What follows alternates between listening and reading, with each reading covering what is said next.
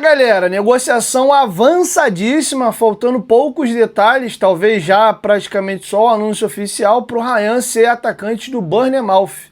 O atleta não ia ficar de fora de um clássico contra o Flamengo à toa, se não fosse por uma negociação muito bem encaminhada. A gente trouxe a informação de que a primeira proposta do Bournemouth não agradou o Vasco e as partes passaram o dia dessa terça-feira debatendo e tentando chegar a um acordo. Já havia um acordo do Bournemouth com o staff do Ryan e com o Ryan, faltava o acerto de clube para clube. E tudo indica que o negócio foi sacramentado e devemos ter, muito possivelmente já nesta quarta-feira, até o anúncio oficial. O Ryan é desfalque do Vasco no jogo contra o Flamengo. A gente vai trazer detalhes importantes disso. Prometi para vocês no vídeo anterior de que a gente ia trazer o estardalhaço e o barulho que foi esse chapéu aí do Vasco no Boca Juniors na imprensa argentina. Tá uma choradeira, uma gritaiada danada lá. E uma novidade importantíssima é que esse chapéu lindo, como o Dinamite deu contra o Botafogo, lembra? Matou no peito e fez um golaço. Tem muito dedo e participação de Fernando Diniz. Vocês vão entender isso e muitas outras coisas já já. Eu vou chamar a vinheta e após a vinheta eu trago essas e outras informações.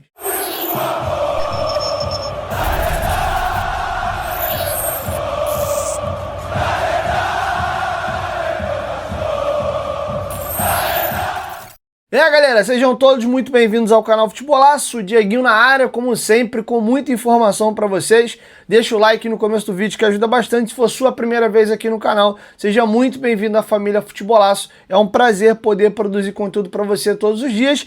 E se você quiser comprar ou vender camisas antigas históricas do Vascão da Gama, chama a gente na lojinha do Futebolaço. Tá? Lá no Instagram, eu sempre deixo na descrição do vídeo aqui o link, você clica, já cai direto lá, manda a foto aí da sua camisa ou agasalho pra gente estar analisando, se quiser comprar, chama a gente também. Dito isso, vamos agora aí às informações, galera. O Ryan, infelizmente, não deve jogar mais com a camisa do Vasco. Tava esse impasse, vai, não vai, vai, não vai. O staff e o jogador já tinham se decidido pelo Bournemouth, por entender várias questões. Primeiro, o sonho do Ryan é jogar na Premier League. Ele teria problema de ir para a La Liga, jogar no Real, no Barcelona, ir para a Bundesliga, jogar no Bayern, ir para uma Ligue 1, jogar pelo Paris Saint-Germain? Não, ele não se oporia a jogar num gigante. Mas o campeonato dos sonhos do Ryan é a Premier League. Tem muitos companheiros dele, jogadores de Vasco, jogadores inclusive que não são do Vasco, mas que são da geração dele, como por exemplo o Estevão,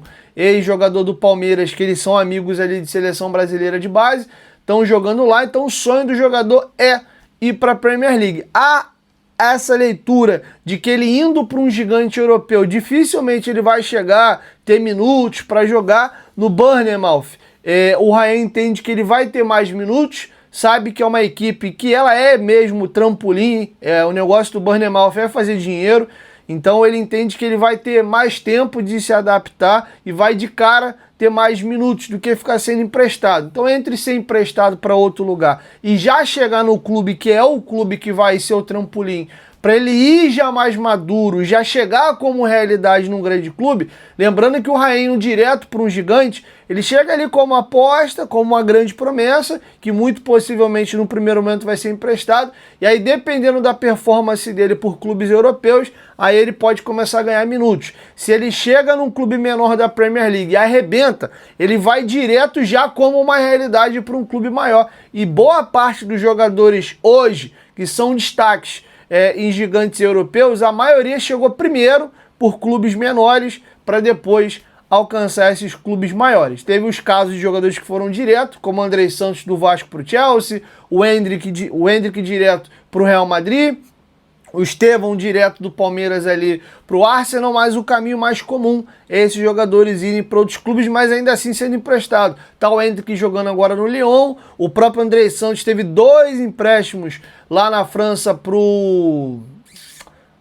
me deu um branco agora, não. O Strasbourg. Então é bem comum. O próprio Douglas Luiz, quando chegou, num primeiro momento, o Grupo City emprestou eles para aquele time espanhol deles lá, que até brigou para ser campeão espanhol 2 temporadas atrás. Então, essas coisas são bem comuns, tá? Então, o Ryan bateu o pé, a proposta financeira para ele é muito boa, ele vai ganhar um senhor salário no Bournemouth, e o Vasco falou, cara, você quer bater o pé mesmo? Então beleza, vamos negociar.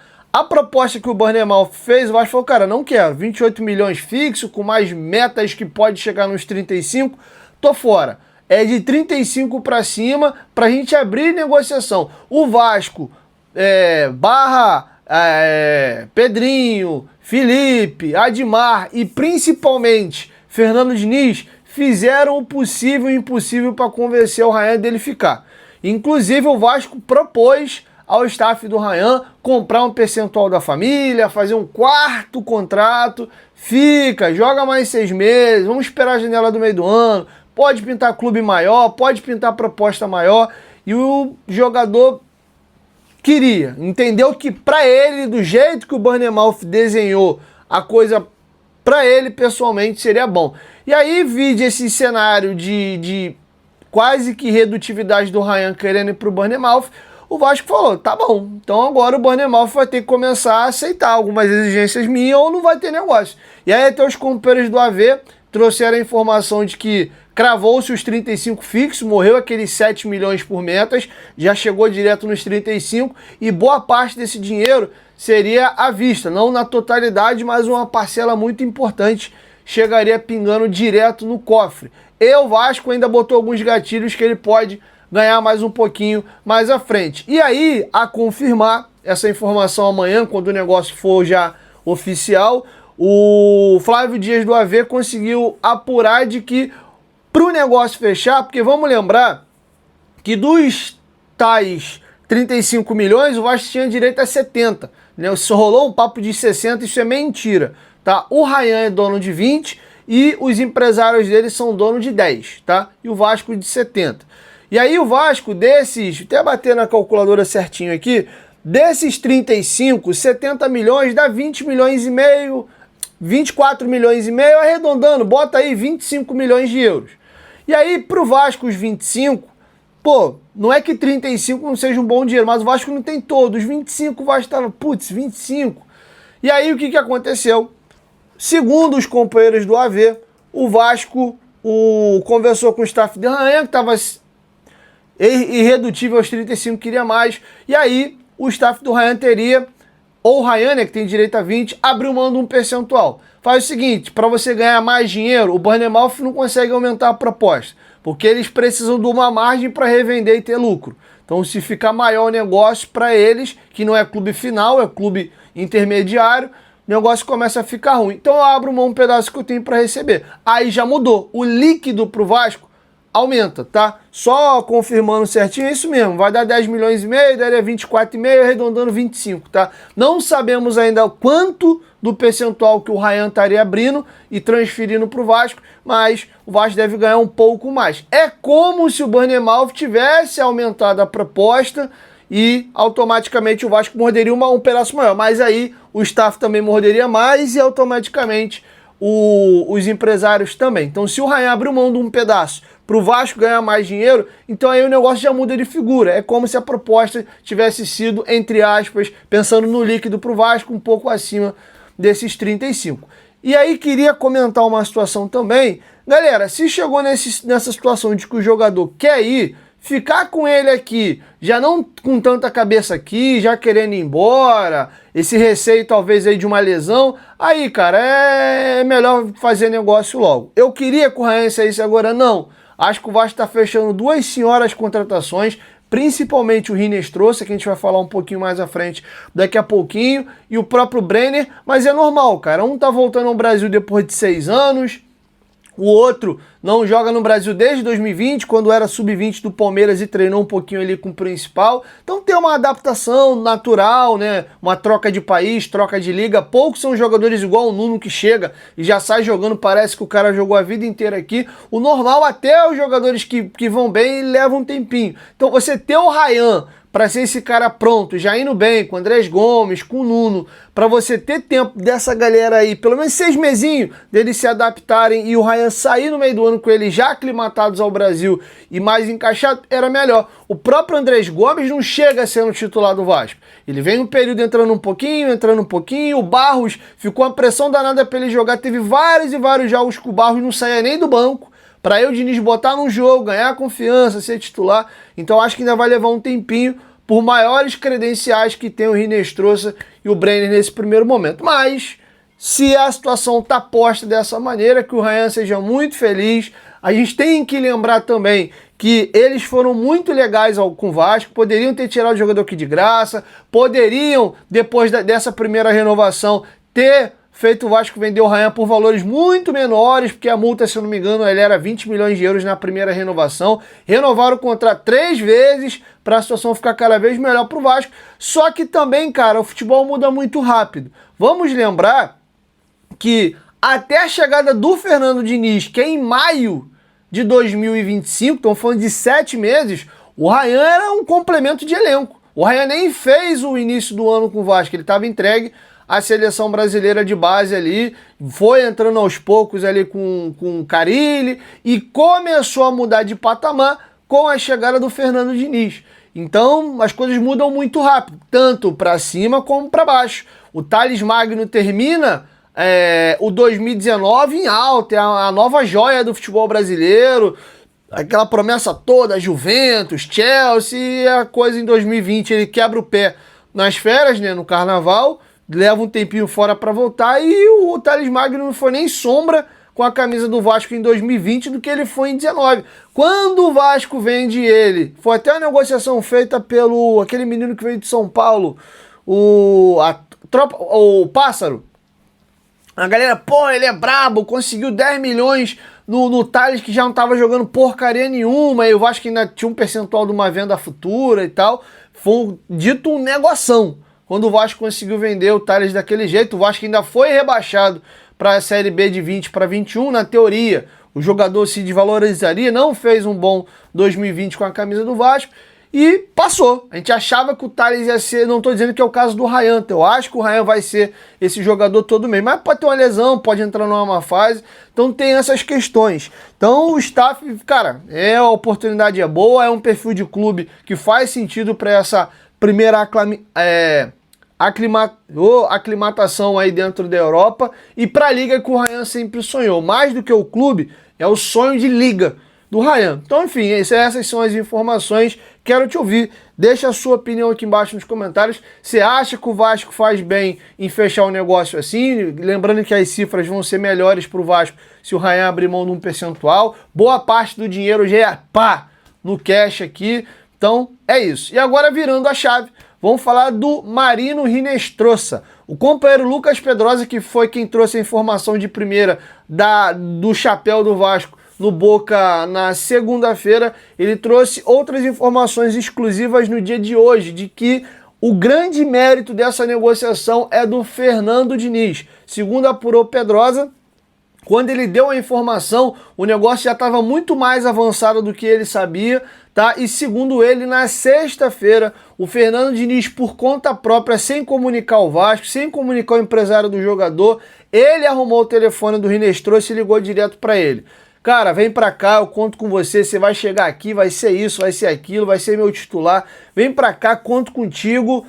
Eu dou um jeito de convencer o Vasco a fazer uma proposta para te comprar, para melhorar os valores do Boca. A gente melhora o contrato individualmente para você. Vem pra cá. E aí o Hinestrosa deu o ok pro Diniz, e aí o Diniz entrou em contato com o Vasco e falou, ó, situação é essa, convenci o jogador, ele tá de acordo agora com vocês. Melhora a proposta lá pro Atlético Nacional e faz uma proposta melhor do que ele ganha no Boca lá, porque aqui eu já contornei com o jogador. E aí, segundo a Pro Pedrosa, em 24 horas o Vasco tinha que correr, o Vasco conseguiu furar o Boca, tá? E aí o curioso, e aí a gente começa a encaixar o quebra-cabeça e faz sentido.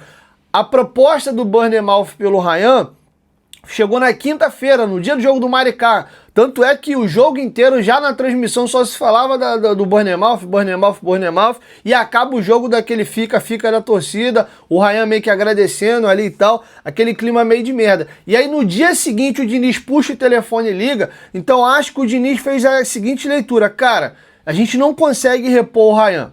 O Rinestrouxa trouxe um jogador meio caro, mas pô, pela situação dele já ciente, conhecendo o Ryan, de que eles não iam voltar atrás e iam forçar a barra para sair, cara, deixa eu tentar me meter aqui, porque um jogador minimamente que eu consigo olhar no mercado, um ponta desequilibrante que vai chegar e vai assumir a ponta que vai mudar meu time de patamar, pô, cara, deixa eu me movimentar para tentar chegar num jogador que eu vou querer. E o Diniz, ele é encantado com o Rinestrouxa. O Vasco, e aí são informações novas que vão surgindo, já tinha tentado conversas com o Rinestrouxa na janela do ano passado, quando veio o Andrés Gomes, só que o Palmeiras queria, o Fluminense queria, a negociação tinha concorrência, os valores eram um pouco maiores, acabou que o negócio não fechou com ninguém na janela passada, o Vasco pegou o Andrés Gomes, o Vasco não tinha dinheiro para comprar, porque o Nacional só fazia negócio por venda direta, nada de negócio de empréstimo, com opção de compra, tinha que ser venda, e aí calhou do negócio não rolar. O Boca abriu o negócio com o jogador, tá rolando desde o início de dezembro, e aí vocês vão ouvir detalhes disso agora na sequência, e aí, cara, o Vasco viu que a situação tava emperrada, o Diniz viu que a situação tava emperrada, quer saber, irmão? Ferrado e meio, o não já tem, deixa eu ver o que eu consigo fazer. E aí o Vasco preparou entendeu qual era a proposta do Boca, melhorou, porque o Boca queria pagar 5 fixos, tem um tal do efetivo de 8% que vocês vão ouvir daqui a pouco aí, e o Boca queria pagar só uma mais-valia lá na frente do excedente, exemplo, comprei por 5, vendi por 10. Aí, pô, 20% desses 5 a mais que passaram, aí eu te dou numa venda futura. O Vasco fez melhor. O Vasco comprou 80, deixou 20 livre para o Atlético Nacional aí numa venda futura. Eles não vão ter ali um percentual porque ele chega um pouco jovem ali no clube ainda de mecanismo de solidariedade. E aí, cara, toma os 5 limpo e fica com 20% do jogador para uma venda futura aí já no passe direto, independente do valor. E aí a Liga Brasileira é mais valorizada do que a Liga Argentina, o Nacional falou, pô, pra gente o negócio é melhor. E aí o Vasco deu as garantias, o Diniz já tinha convencido o jogador, o Vasco melhorou a proposta de contrato pro Rinestrouxa e o negócio sacramentou. E aí o mais legal, cara, é a questão do resgate e da autoestima do vascaíno, que ela tá voltando aos poucos, e é importante a gente reconhecer isso e dar a César o que é de César, reconhecer o que a gestão do Pedrinho começa a fazer. O Vasco, que perdia jogadores com todo respeito para Atlético Paranaense, para Atlético Goianiense, até para clubes menores, e só ficava com o que sobrava no mercado, o Vasco está dando um chapéu no maior clube argentino que vai jogar Libertadores desse ano. Olha o tamanho da negociação e olha o tamanho do movimento que o Vasco fez. Um jogador que negociava com o Boca para chegar e ser titular da Conmebol Libertadores de 26, que o Boca tentava fechar há 2 meses, o Vasco em um dia foi lá e tomou o jogador do Boca Juniors e trouxe para cá. E aí vocês vão ver o tamanho do negócio e a gritaria que tá na imprensa argentina. Primeiro vou deixar com vocês aí um trecho da ESPN Argentina, debatendo a situação, informações um pouco de ontem, algumas de hoje, mas o foco maior aqui é o debate em si, como caiu muito mal esse chapéu que o Boca tomou lá. E aí eu vou até fazer questão de dar os créditos, porque teve um companheiro que eu não conhecia, o canal dele é bem legal, foi ele que fez esse apunhado dos programas argentinos e fez um vídeo, eu puxei do canal dele lá. Foi o Lucas Gregório, inclusive dando os créditos aqui. Galera, pô, se inscreve no canal dele e durante o vídeo você vai ver a carinha dele passando no canto alto da tela. O canal dele é bem legal, quem quiser acompanhar polêmicas aí do futebol argentino e tal, dá uma olhada e se inscreve no canal dele. Eu vou deixar com vocês aí esse bafafá, essa confusão lá na Argentina por causa desse chapéu do Vascão no Boca. Último momento en Boca. ¿Qué pasó, Augusto? A ver, Fede, les decía hace un ratito en la primera salida que podíamos venir con algo más, estábamos chequeando una información. Sí. A esta hora podemos contar que Vasco da Gama de Brasil se metió en la negociación por Marino Rinestrouxa, por el jugador colombiano, le hizo un ofrecimiento formal a Atlético Nacional superior al de Boca, 6 millones contra 5 que había ofertado Boca. En Boca, yo les contaba hace un rato que se sorprendían de por qué no llegaba la respuesta si Boca había aceptado todas las condiciones de la negociación, y pasó el sábado, pasó el domingo, lunes a esta hora, y el ok no llegaba. Cuentan colegas brasileños que hay un acuerdo entre Vasco da Gama y Atlético Nacional, pero que el jugador todavía no se expresó. La oferta formal es mejor la de Vasco. Bueno. Inestrosa no ha respondido todavía, ni su agente. ¿Cómo sigue esta situación? En Boca creen que la espera de esa respuesta era porque Atlético Nacional tenía otra negociación en marcha por el mismo jugador. El ofrecimiento convence más el de Vasco porque es más dinero. Le queda una plusvalía también y venden 1 millón más al jugador. Ahora, define Inestrosa. Define el jugador, claro. Y en Boca a esta hora nadie garantiza cómo termina la historia. Si tardó 2 meses en negociar en Inestrosa. La culpa también es de quienes creen a los que dijeron que en Navidad estaba cerrado el pase. Acá fuimos muy claros. El 9 de enero recién hubo un entendimiento y el viernes pasado se destrabó todo.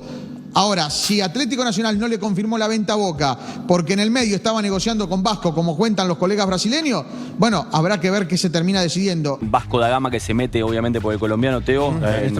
Exactamente. ¿Cuánto ofreció? ¿6 millones de dólares? 6 millones. ¿Cómo está eso, Augusto? Atlético Nacional reconoce el ofrecimiento de Vasco da Gama de 6 millones por la totalidad del pase. Atlético Nacional tiene acuerdo con Boca y con Vasco da Gama, una situación extraña. Definirá Inestrosa en este caso. Obviamente yo creo que Atlético Nacional le seducen más 6 que 5 millones. Veremos cuál es la voluntad del jugador que está en Cali. Y alguien me decía hace un rato que tal vez Atlético Nacional cite al jugador que no se está entrenando con el grupo para empezar a definir la situación. Pero lo real es que Boca tiene un competidor directo ahora y por algo Atlético Nacional no contestaba el ok de Boca del viernes a la noche y seguimos al lunes y no hubo respuesta final. Sí. Otros objetivos, digo, Boca juega a Libertadores, Boca otra cosa. Creo que le asegura a Inestrosa, me parece que si llega es un refuerzo para jugar. Por lo menos es lo que uno tiene entendido. Es para jugar. Vasco da Gama es otra situación más comprometida, no terminó del todo bien el año. De hecho, perdió la final de la Copa. Perdió la final de la Copa Brasil y eso lo dejó fuera de la Libertadores. Que Vasco da Gama se mete en la pelea por Marino Inestrosa, que le ofrece un dinero a Nacional de Medellín que es superior que el que le ha ofrecido a Boca en todo, este tiempo, y que en todo caso dependerá del jugador, que en su momento ya había dado un visto bueno. Sí, decían que entre hoy y mañana viajaba, ¿no? Sí, y los diarios de la semana pasada también decían entre hoy y mañana, ¿no? El viaje se fue postergando. Tato dijo, desde el viernes no hay comunicación. No hay comunicación.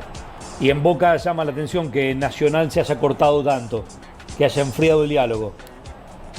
Lo único que falta en un mercado de pase de Boca sin delantero y con una oferta que después analizaremos sobre Alexis Cuello, que no sé verdaderamente cuánto interés hay, es que Inestrosa se vaya para otro lado.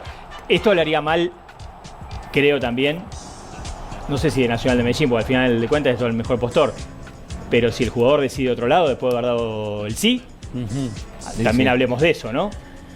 Él dio el sí. A ver, yo entiendo un poquito Inestrosa también, ¿eh? Inestrosa debe decir, si la demoran tanto, mucho no me quieren. ¿Pero quién la demoraba? Claro, ¿quién la demora?